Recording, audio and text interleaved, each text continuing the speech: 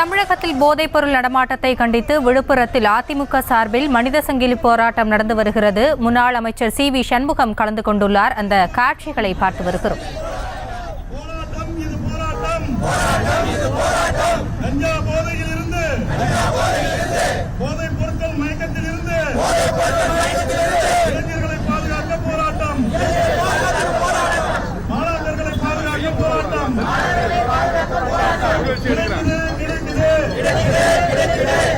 திமுக ஆட்சியிலே மூளை முடுக்கெல்லாம் போதைப் பொருள் கிடைக்குது.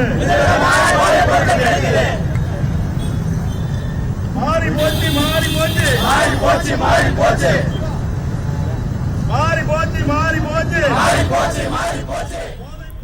இது குறித்த கூடுதல் விவரங்களோடு இணைக்கிறார் எமது செய்தியாளர் தாமோதரன். வணக்கம், விவரங்களை வழங்கலாம்.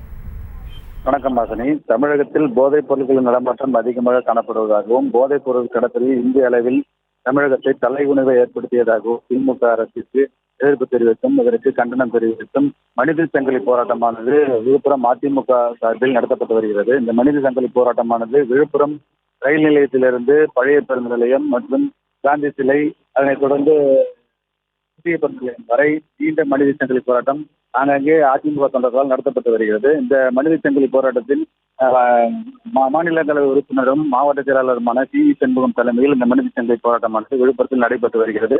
இதில் ஏராளமான அதிமுக தொண்டர்கள் கலந்து கொண்டுள்ளனர்.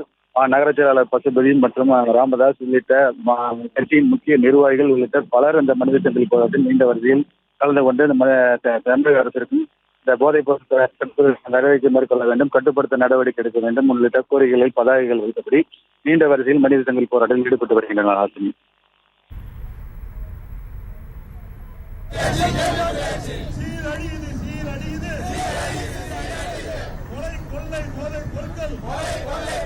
தங்களுடைய விவரங்களுக்கு நன்றி தாமோதரன். செய்திகளை உடனுக்குடனும் துல்லியமாகவும் தெரிந்து கொள்ள சப்ஸ்கிரைப் பண்ணுங்க.